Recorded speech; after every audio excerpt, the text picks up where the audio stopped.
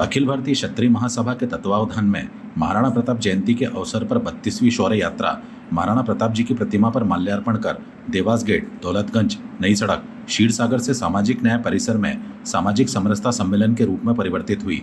Supreme court advocate Reena Singh ने संबोधित करते हुए कहा कि इतिहास से लेकर वर्तमान तक हमने देश के लिए बलिदान किया है।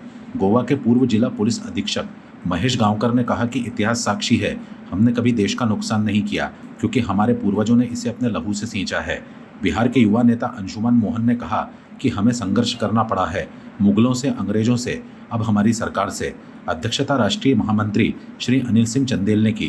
कार्यक्रम का संचालन ठाकुर हरदयाल सिंह एडवोकेट ने किया। स्वागत उद्बोधन जिलाध्यक्ष जितेंद्र सिंह राजावत ने दिया।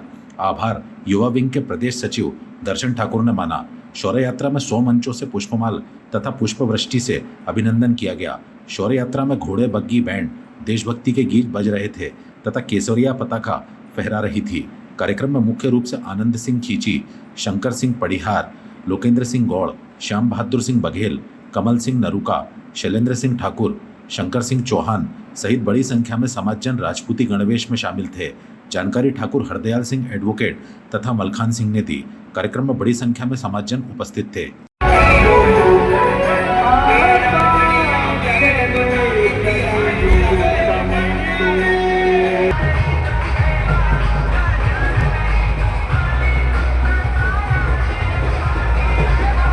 हमारे अतिथि दिल्ली, हरियाणा और गोवा से पधारे हैं।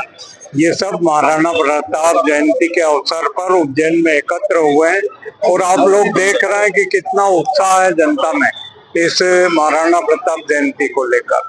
वो ये दर्शाता है कि राजपूत ही देश का नेतृत्व कर सकता है। आज सारा शहर राजपूत समाज के इस जुलूस को देखने के लिए लालायित है और आप देखेंगे अनेकों मंचों से हर जाति धर्म के लोग, संगठन के लोग, हम सब लोगों का स्वागत करेंगे, अतिथियों का हमारे स्वागत करेंगे। बहुत सफल रहेगा ये कार्यक्रम। जी की 486वीं जयंती पर आज अखिल भारतीय क्षत्रिय महासभा के नेतृत्व में 32वीं शौर्य यात्रा यहाँ निकाली जा रही है, जिसके मुख्य अतिथि हैं supreme court advocate Reena N Singh साहब और गोवा के पूर्व एसपी महेश गांवकर साहब, बिहार के युवा नेता अंशुमन मोहन साहब, ये हमारे कार्यक्रम के मुख्य अतिथि हैं। कार्यक्रम की अध्यक्षता हमारे राष्ट्रीय महामंत्री श्री अनिल सिंह चंदेल साहब कर रहे हैं। इस शौर्य यात्रा की विशेषता आप गौर से देखिए, हर जाति, हर धर्म, हर राजनीतिक पार्टी का मंच लगा हुआ है और पूरी आत्मीयता के साथ स्वागत करता है, क्योंकि महाराणा प्रताप का साथ सभी जाति और सभी धर्म के लोगों ने दिया था। उनके सिक्के पर एक भील जाति के व्यक्ति का फोटो अंकित था। ये उनकी कार्यशैली थी।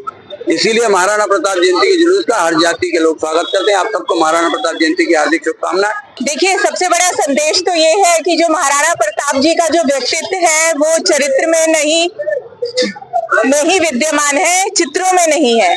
दूसरा, जो क्षत्रिय समाज का आज जो सबसे बड़ी जो लड़ाई है, देखिए अयोध्या में क्या हो रहा है।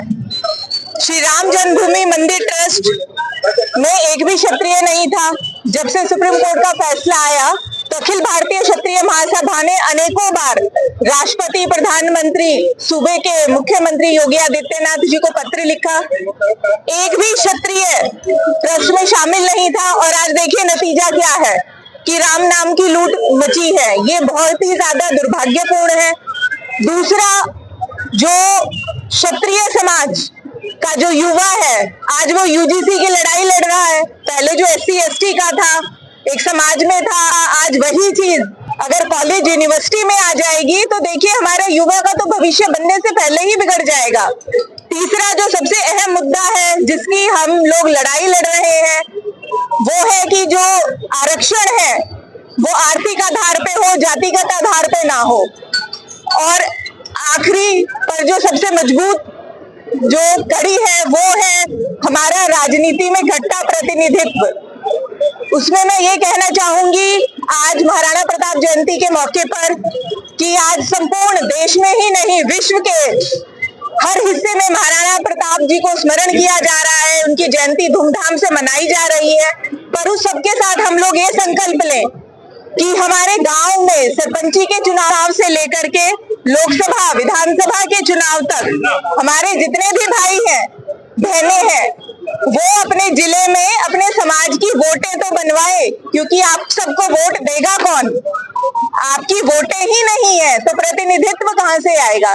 यही कहते हुए मैं आप सबको पुनः शुभकामनाएं देती हूं और महाराणा प्रताप जी के चरणों में कोटि कोटि नमन करती हूं।